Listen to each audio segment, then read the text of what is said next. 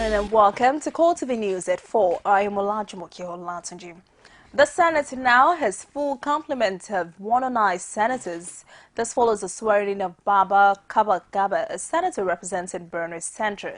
The senator emerged winner in Saturday's by-election to occupy the seat left vacant after Ahmed Zano's death. As the media passes, Borno State Governor Gabriel Suzum continues the legal battle over allegations of corruption. His successor, Samuel Autumn, says his administration will ensure the return of all looted funds from the state's treasury. Now, Governor Autumn affirmed this in Chatsworth State House correspondent after a closed-door meeting with President Muhammadu Buhari at the presidential villa. He insisted that he met a deficit treasury, but noted that residents of the state are in favor of him setting up panels to recover all looted government assets. We'll bring you details of that report subsequently. Now, residents of Kubwa, a satellite town in the Federal Capital Territory, would have to do without pipe-borne water for the next 4 days. Now, this is because of a major burst of the main water pipe at Railway Terminal, Kilometer 19 by Dantata Estate Town developers in Kubwa. FCT authorities have confirmed the damage and have said they intend to begin repair work as soon as possible. Permanent Secretary John Chukwu says in a statement that he has directed immediate repairs to ensure the continuous supply of clean potable water to all the residents of the territory. He added the residents of Kubwa will experience disruption in water supply from Thursday, November 5 to Sunday, November 7, 2015. The Senate is to send a 9-man delegation headed by Senate Leader Aline Dume to commiserate with the government, the people of Adamawa State and families of victims of recent bomb attacks. They've also once again urged security agencies to intensify efforts in bringing the perpetrators to book. This was the resolutions reached following a motion raised by the senator representing Adamawa South, Amaju Bubakar. Pasaya reports. The bomb attacks on worshippers at a local mosque and internally displaced persons in Yola and Madagali camps are among the most recent in the troubled northeast. These attacks, according to senators, are one too many. They say the resultant humanitarian crisis due to the increasing number of IDPs is pathetic and insist that security agencies must be more proactive to curtail the seemingly brazen attacks. Humanitarian crisis in the northeast is so pathetic that Nigeria has the largest population of internally displaced persons in Africa and one of the largest in the world. Accordingly, resolved to 1. Condemn the bomb blast in its entirety and urge the security agencies to intensify the hunt for the perpetrators to bring them to justice. We need to be a little more strategic. I call especially the Directorate of Security Services, who should ensure that these operations of the insurgents should be nipped or are nipped from the board, because it is important that we get informations. The world today is becoming a little more scientific in its approach, and I think we should also go that way. These other senators from Adamawa are a bit particular about basic healthcare facilities that are either inadequate or non-existent to cater for victims of bomb blasts. There were over 40 people dead.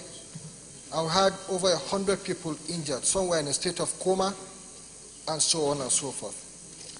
Mr. President, what is even worrisome is that when we visited the hospital, we realized that they didn't have enough drugs to assist these people with. And in some areas, they didn't have the facilities, they didn't have enough hospital space to take care of these people.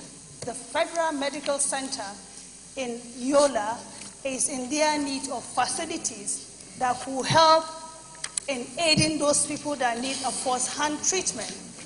When you talked about blood, there is no blood in that area, sir, for people to get it. So I will crave the indulgence of this hallowed chamber to come to the need of especially the Federal Medical Center and even Madagali, because a lot of people don't want to go to Madagali local government, especially Madagali town, which obviously has been taken over by the insurgents. The motion is capped by the Senate President, Bukola Saraki, who appreciates the gallantry of the security forces. On behalf of the Senate, we condole with the families, and based by the prayer too, we will send a team led by the leader, Senator Ali Ndume, also have Senator Mao Waban as a member, Senator Solomon Adiola, member, Senator Geshem Bassi, Senator Mohamed Shaba Lafiaji, Senator Kabiru Marafa, and all senators from Adamawa State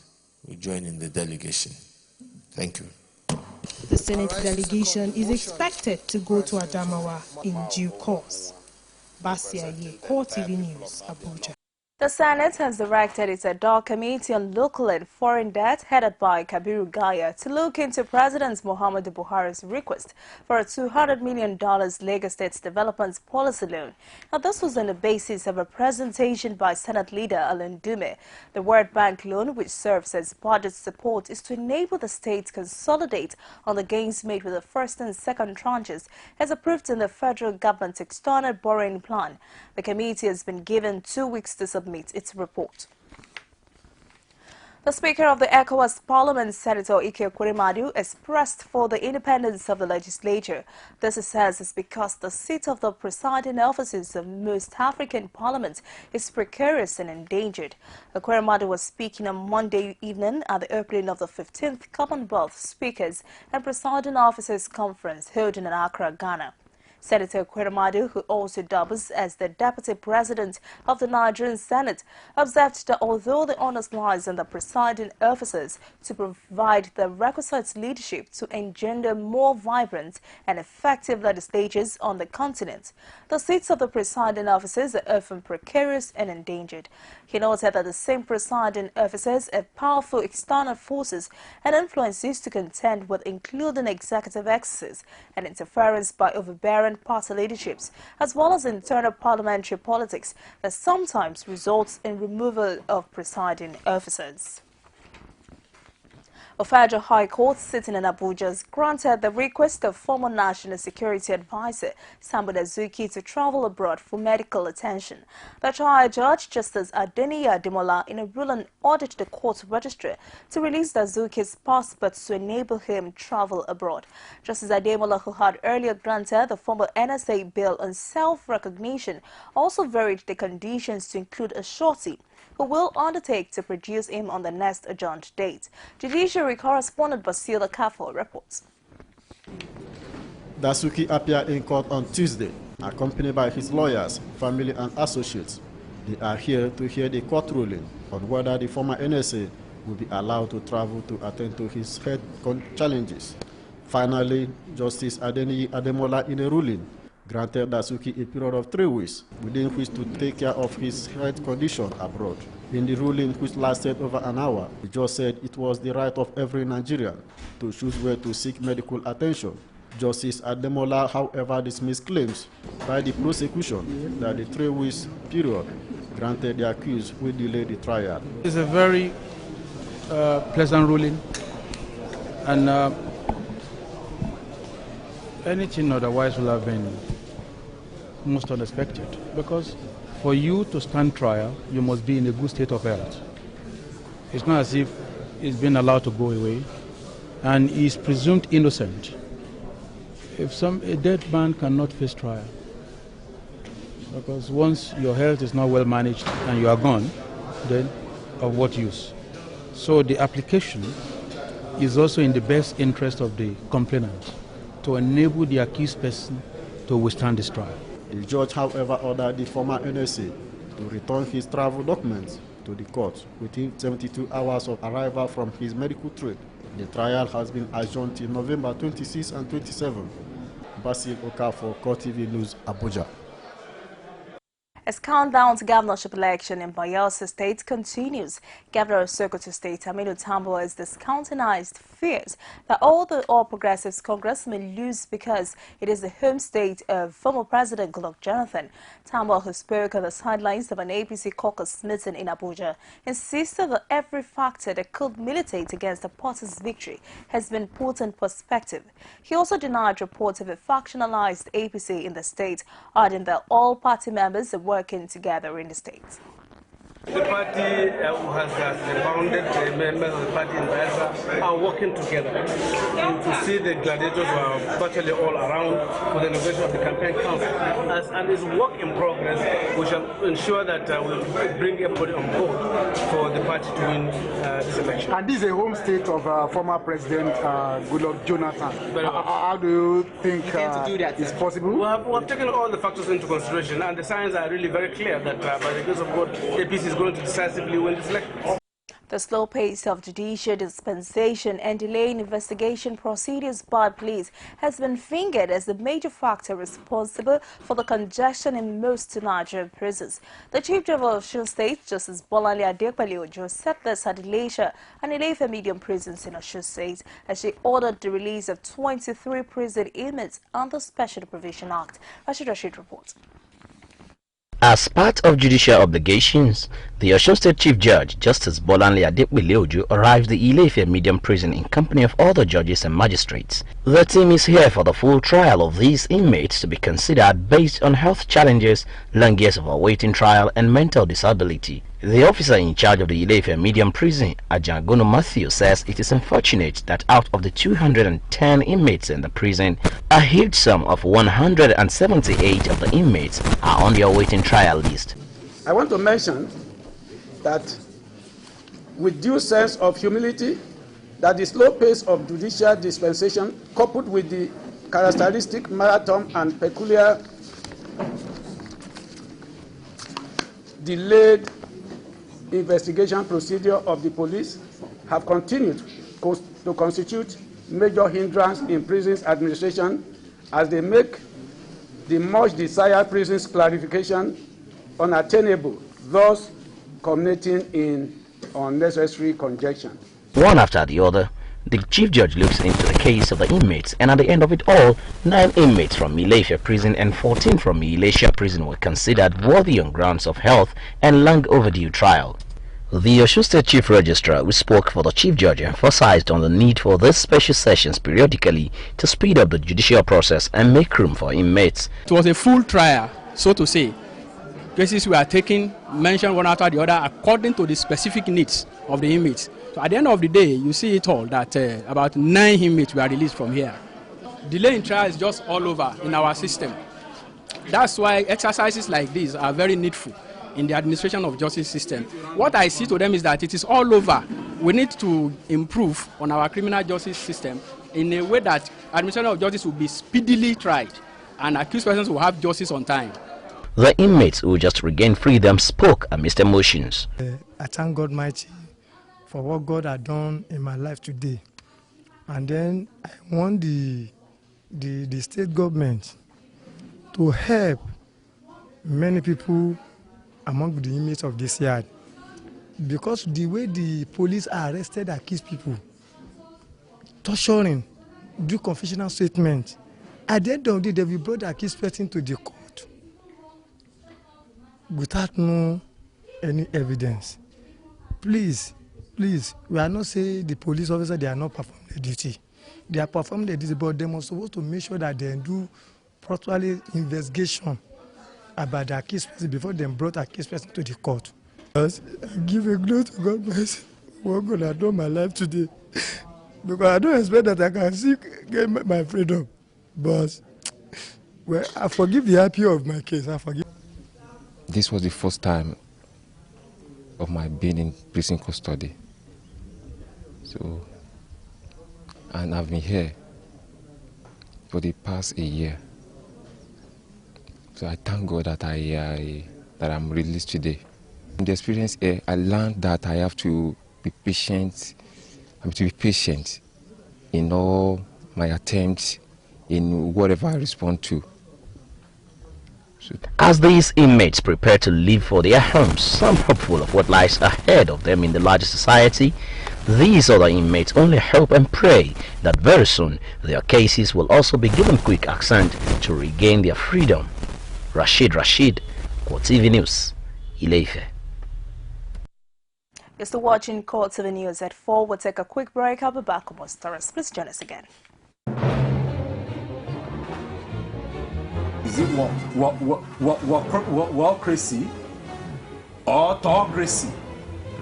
Or what type of crazy is that? Except crazy. News making the headlines. Black Maria is to carry criminals, treasure looters that are in government today. Sometimes it gets confrontational. Slap you in the face. Excuse me, don't put words into my mouth. Whatever it is that will bring our military to disrepute, I say to hell on Core Digest. I want to know why I should be believing them. Every weekday, we bring all of these together and take them to the court of public opinion. Everybody has your right in Nigeria. Where you are the judge.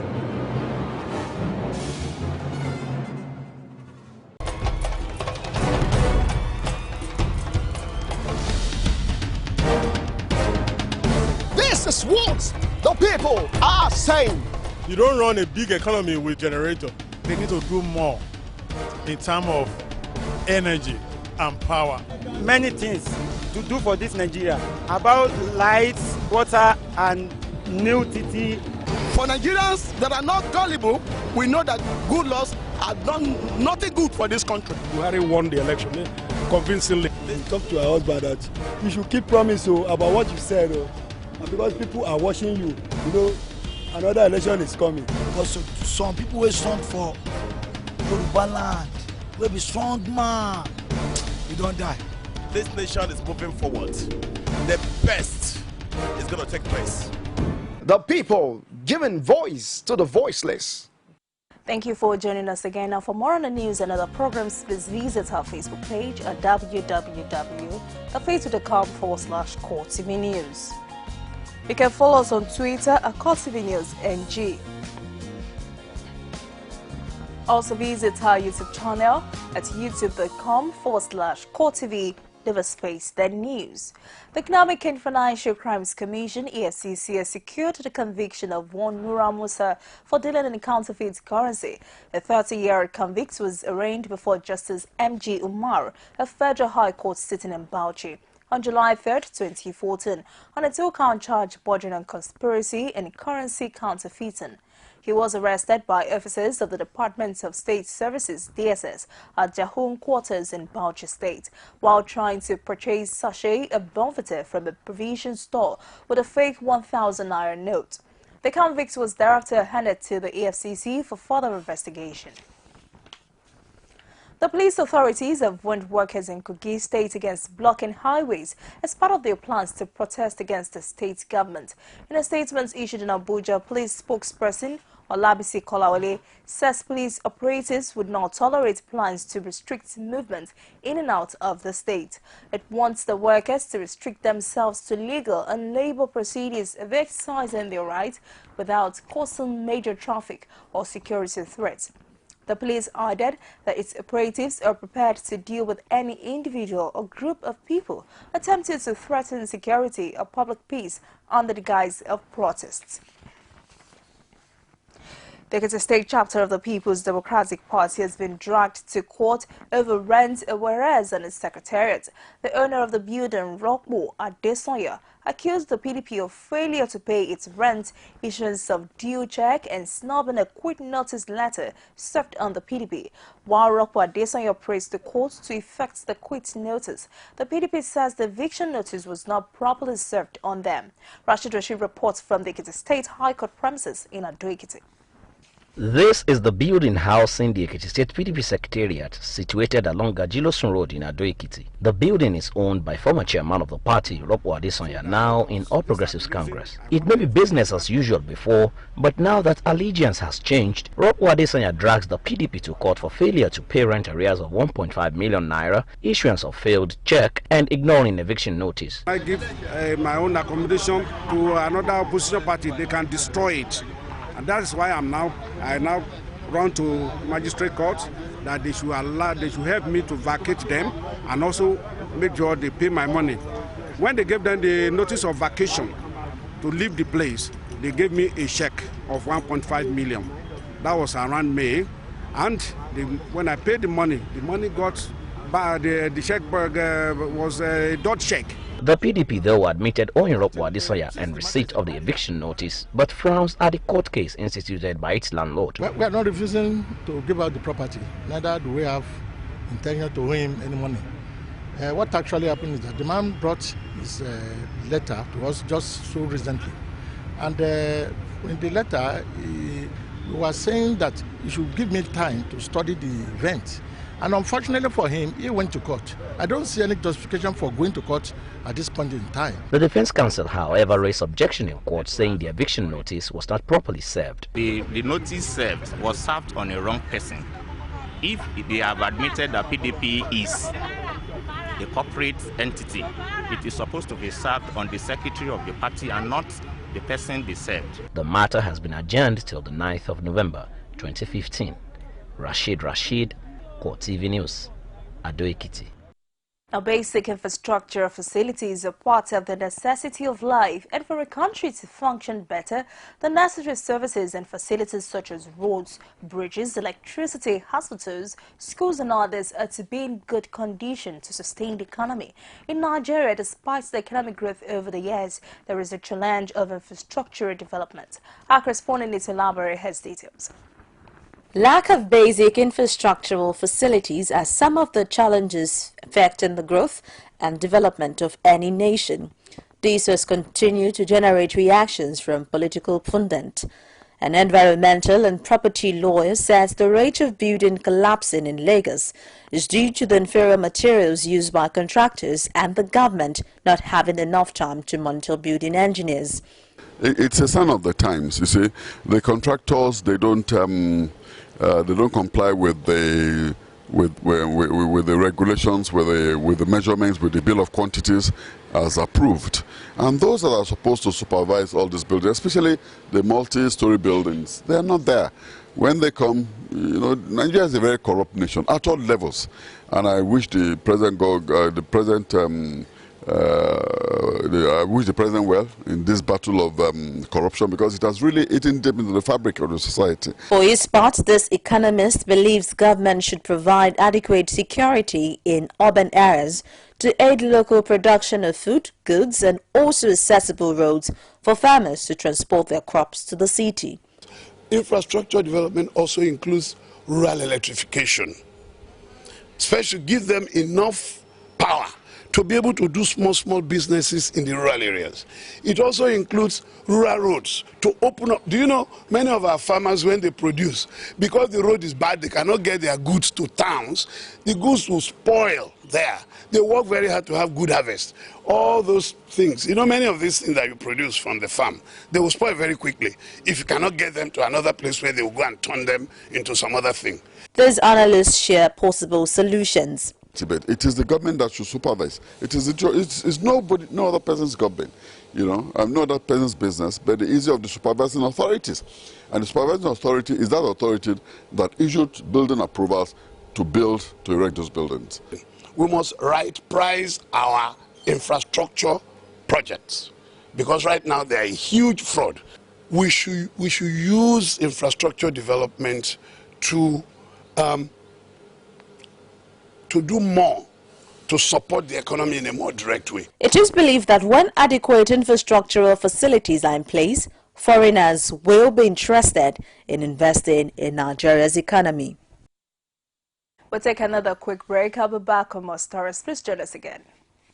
You can now watch CoreTV News live from anywhere in the world on our website www.coretvnews.com. Click on Live TV on our website and watch us live. And welcome to CoreTV Primetime Days. To follow us on Twitter, click on Twitter icon on our website.